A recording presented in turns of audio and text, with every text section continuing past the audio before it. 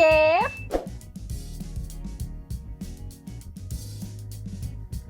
Hello guys, and welcome back to another episode of Gunpla Chef. As always, my name is Brandon and I'm your chef of the day. Today, we will be taking a look at something special from my backlog, which I happened to find during one of my blind drunk stupors. The Keroro Spirit Kerororobo UC completed version by Bandai and Tamashii Nations.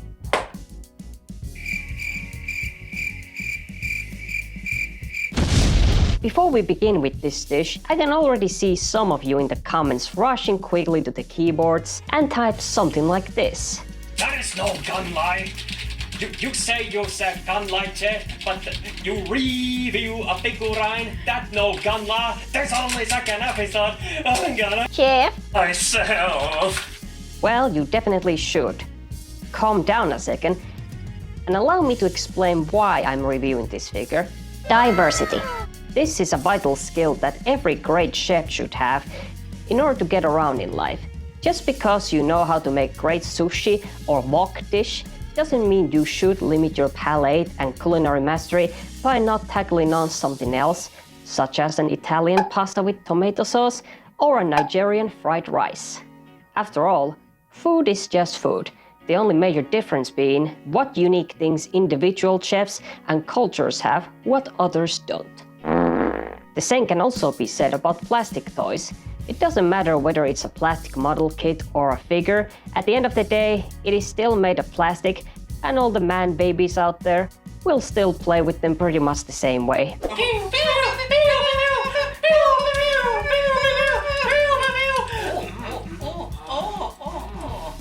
Anyway, when it comes to this particular figure, my knowledge about it is quite limited.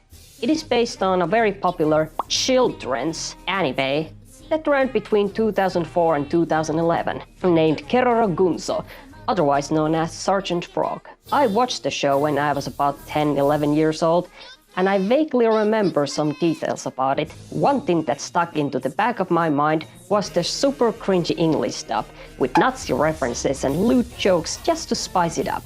And that the show itself is centered around the main character called Sergeant Frog, otherwise known as Keroro. He's this funny, lazy alien frog that does nothing all day but build and play with Gunpla. Who does that remind me of?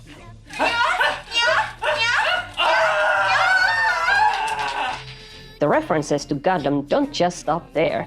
It also becomes a very prominent plot point as Keroro himself not only fights with these mecha power armors, which he has named after famous Gundam, but also the fact that he wants to incorporate building Gunpla into his plan for world domination. There are also other frogs called Tamama and Keroro, also quite funny, who also have their own mecha. And that's really all I can say about Sergeant Frog.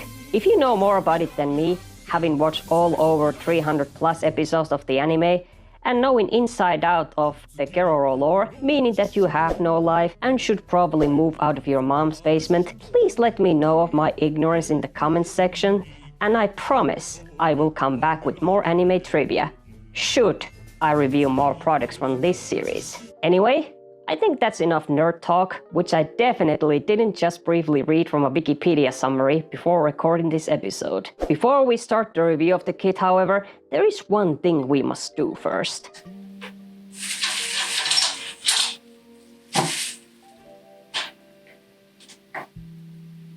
First, we will be cutting this red onion here, carefully slice it in thin slices, and then adding it to the jar. Let's take out a small pan. To it, we will add vinegar and sweetener. Use honey if you have one like I have, some salt and pepper, and a tiny sprinkle of assorted herbs. Mix this mixture well as you bring it to a boil. When it is ready, pour the content into the same jar. Close the lid, give it a small shake, and then into the fridge it goes. Why am I doing this? Well, if you haven't turned off this video after my uninformed summary about the anime earlier, then I suggest you stick around. We are definitely doing something special with these. So make sure to stick with me till the very end. I promise you, we are in for a treat here. To start off, let's take a look at the box itself. Here you can see all of the basic information about the figure, such as its name, as well as this blue Bandai Spirit and Tamashii Nation logo over here.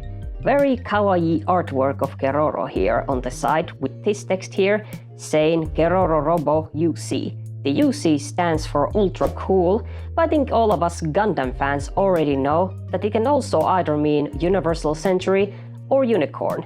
A rather clever and lovely pun. On the other side of the box, you can see that this particular figure is transformable. Whoops! Spoilers! The modes it has are normal mode, unicorn mode, and destroy mode. We will of course go through each of them during this video. The back of the box is in local rice language, but I think judging from the picture, we can see that this kit does have some form of articulation and extra gimmicks added in for playability. The price is not printed on the box, but I think the retail price that most shops have for this figure is around 4,000–4,500 yen mark.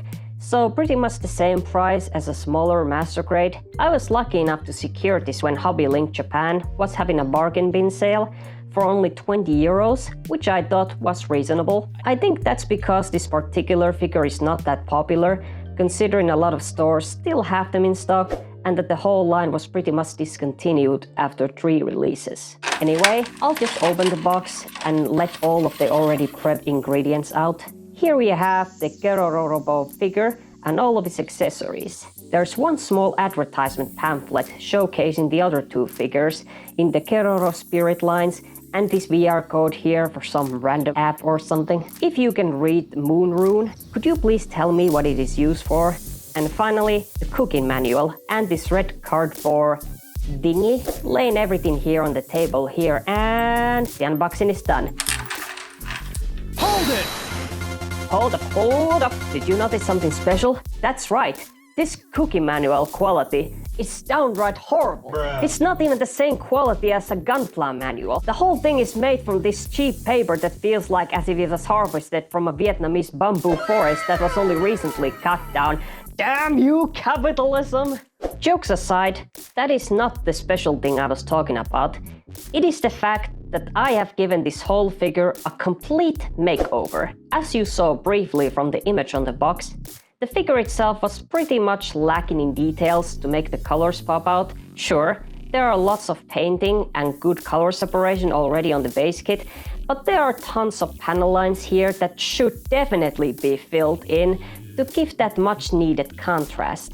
Not only did I panel line the figure and all of its accessories, but I also went ahead and added extra color separation by hand painting certain areas with a black paint. A third-party real-grade Unicorn Gundam Waterslide decal sheet was also used to add in more details. Thank you, Derek, you beautiful bastard, and your Infinitum Blue shop. You're a real lifesaver. There is some slight assembly that is required to make the figure complete, so we shall proceed by checking out the first mode, the destroy mode, after we are done putting things together.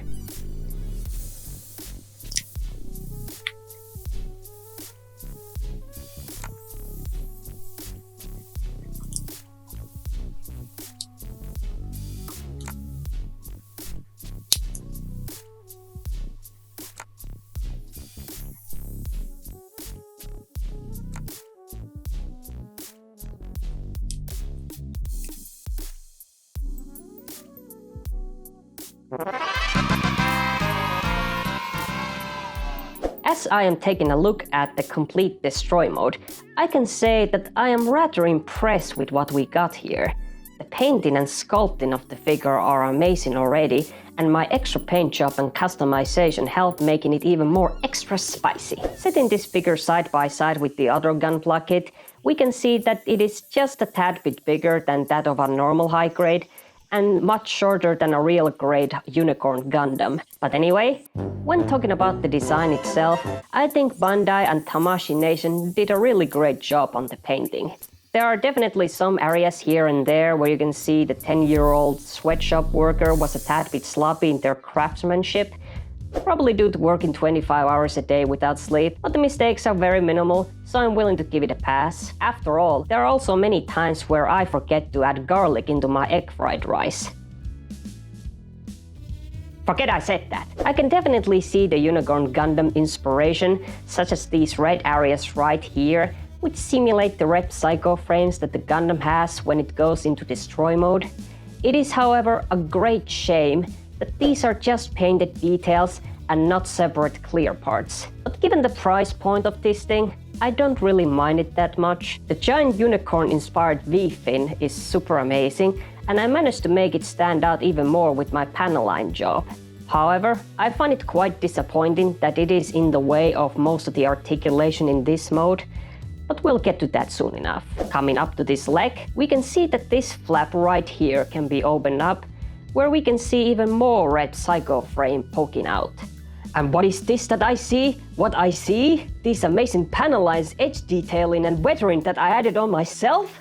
Out of all the extra painting that I added to this figure, I think this is the one area that I am most proud of. And don't you worry, my dear viewers, I will be uploading a video tutorial on how to panel line and explain my techniques very soon. In conclusion, I think the design of this destroy mode is top notch, so now we can move on to the other mode, the unicorn mode. A bit of reassembling is required, starting with the removal of this red star here.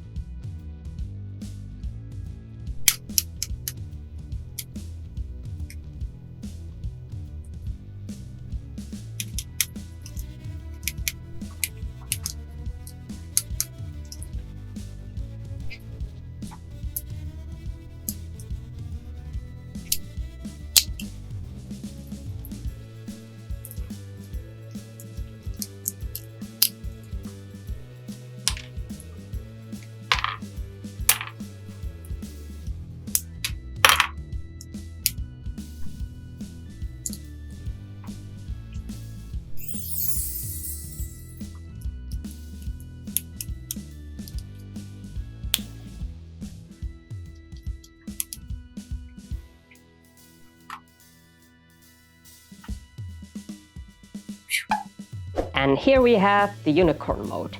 Not much of a drastic change compared to the destroy mode.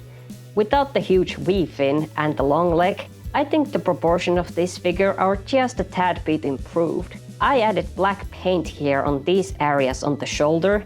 The original shoulder was really bland for my taste. Overall, the design looks decent, but you know, now that the V-fin is out of the way, I can't help but feel like as if the figure is staring right at me.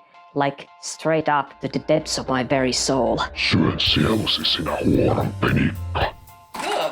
Anyway, we will wrap things up by moving on to normal mode with perhaps the best transformation of the figure.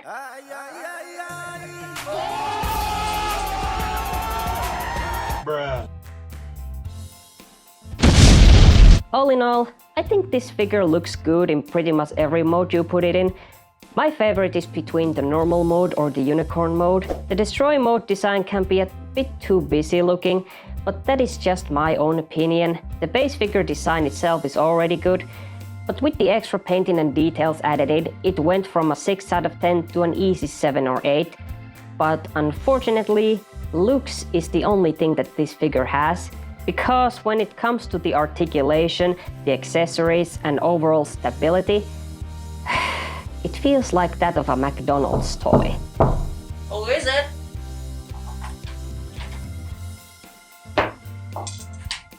Ah, my €1 McDonald's burgers have arrived. Don't worry, all of this will make sense soon.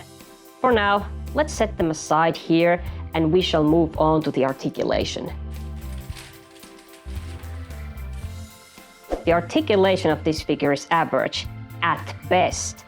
Let's start by taking a look at this bird-like thingy on the top. It can rotate like this on this bolt joint, and here it goes tumbling down with the slightest use of movement. It is held on by gravity, and it won't fall down when you give the figure a shake, but the design of this connection is so bad, you don't really want to rotate it around too much. In fact, it came broken out of the box for me, And as you can see here, I had to pin and glue this ball joint over here back together. Ignoring that terrible bird thingy, we move on towards the top of the body, where we can see that it has this butterfly motion right here. With it, you can shift the arm and shoulder back and forth, but it is very minimal and you won't be getting too much joy out of it. The shoulder can rotate 360 degrees, but in the destroy mode, it is obstructed by this V-fin. As you can see, when I am transforming the figure back and forth, this part of the shoulder can untap and rotate around to the back. It is capable of 360-degree rotation, but since the piece is super thin around here, I would advise against being too rough with it, as otherwise it will snap in half. Oh, and you most definitely should not attempt to transform the shoulder without getting the V-fin out of the way first. Tight swivel here on the upper arm, simple 90-degree bend here at the elbow and not much else. Wrists can also rotate. When it comes to the waist, due to the design, there is nothing much you can do here besides do a 360-degree rotation. That's quite sad, because I would have loved for there to be just a small and simple hinge that would allow even a simple ab crunch. The leg articulation is not that mind-blowing either.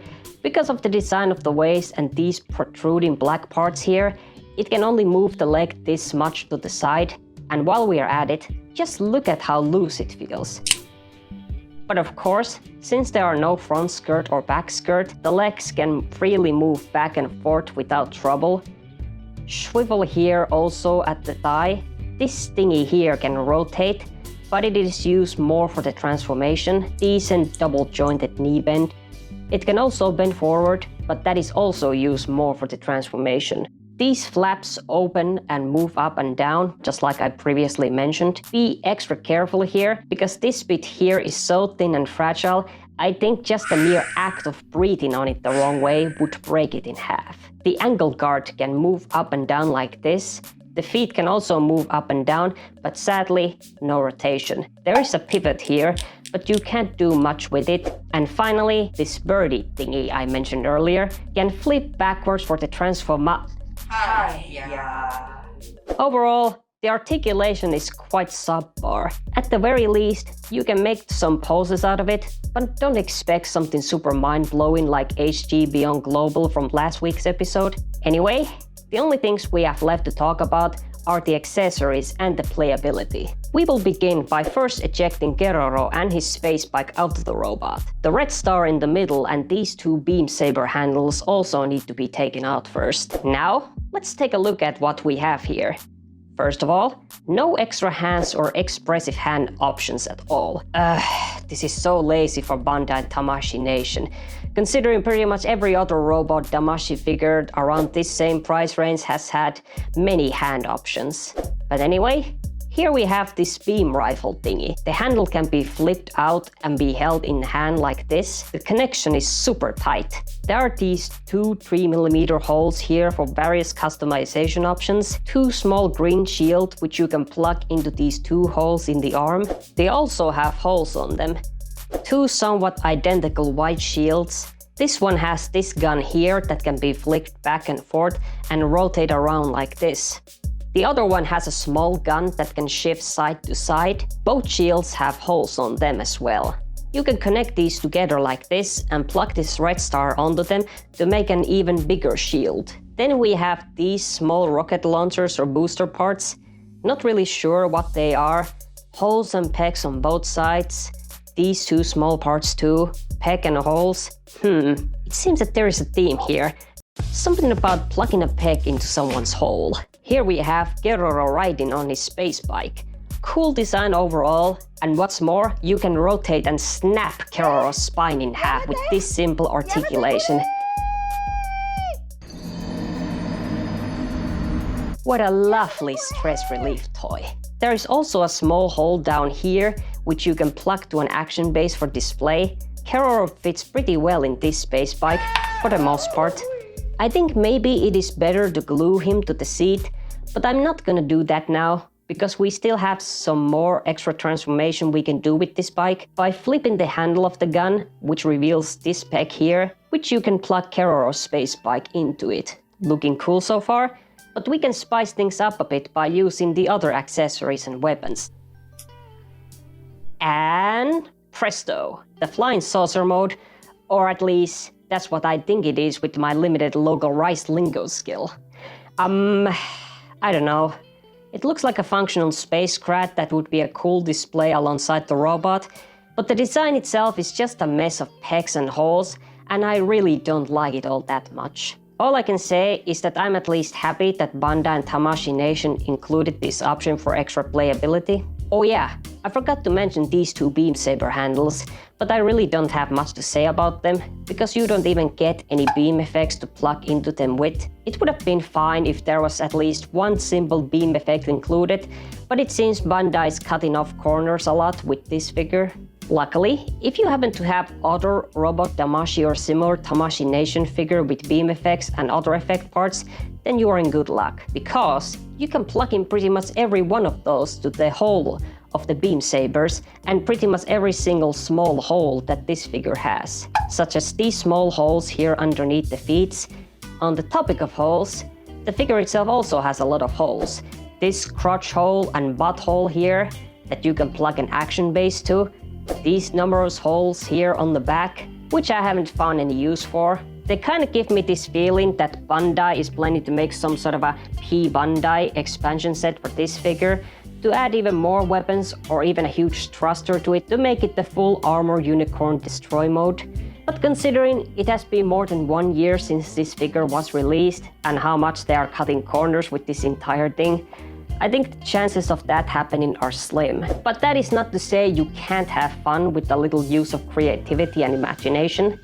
Since most of these holes are 3mm sized, you can pretty much plug in every option parts, backpacks or weapons to this figure, whether it is from Bandai or Kotobukiya modeling supporting good. I will demonstrate by simply just adding in these 2 missile launchers that I painted. Looks so much cooler already.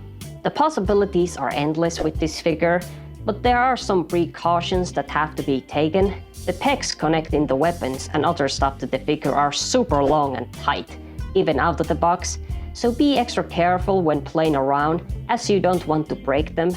My advice is just to choose one of the modes that you like the most, assemble the figure in that mode, and keep it like that on the shelf. If the holes are bothering you, you can fill them up with these hole pluggers from Kotobukiya. There is also this bonus item that is supposedly only included with the first batch of release of this figure. This small diorama here of Keroro in the iconic Amuro Ray spacesuit standing on this piece of earth. It is a nice bonus, similar to what you would get at McDonald's when you buy their Happy Meal. Considering that no one else buys these figures, I bet even if you are to buy this figure now, you will still get this bonus item, despite the alleged limited numbers. And with that out of the way, we have covered everything about this figure. Time for my final evaluation. Overall, I think this figure, despite some obvious corner cutting from Bandai and limited articulation, can offer a lot of possibilities for fun and customization. I don't want to beat around the bush with the rating, so I'm going to give the base figure without any customization just a 6 out of 10. But with the extra effort and passion added in for the customization, whether it is a paint job or extra weapons that you can deck out the figure with, I think the fun is off the charts with this one. I will give it a final score of 7 out of 10 just for this factor alone. When it comes to figures and other plastic toys like this, people tend to just unbox them, play around a bit, and then just put them on the shelf because it is already assembled for them in advance. But just because something is already made and might be mediocre at best, it doesn't mean that you cannot improve them, if you are willing to put some effort into them. I would compare this figure to that of a cheap McDonald's €1 cheeseburger. They are already ready for you, and you can feel a tad bit satisfied by eating them, but at the end of the day, you still want more. And just like how I painted this figure and went through the effort of adding extra stuff to it, I will also customize this McDonald's €1 burger without changing the base of it. Thank you all for tuning in to watch this video. I had a lot of fun making it, and if you ended up liking it, be sure to smash that like button, subscribe, and hit the bell icon for more future videos. Special thank you to Justin from Studio G for giving me the opportunity to be part of the G Squad cadet program. I will be working extra hard on future videos to make sure that I deliver the same high quality content as my fellow members. Extra shout out to Derek from Infinitum Blue Shop for the help with the water slide decal sheet. The link to his shop Discord server can be found in the description. I hope you all have a nice day. Build some Gunpla or Plamo, cook yourself a warm and nice meal to pair it up with, and I'll see you again very soon.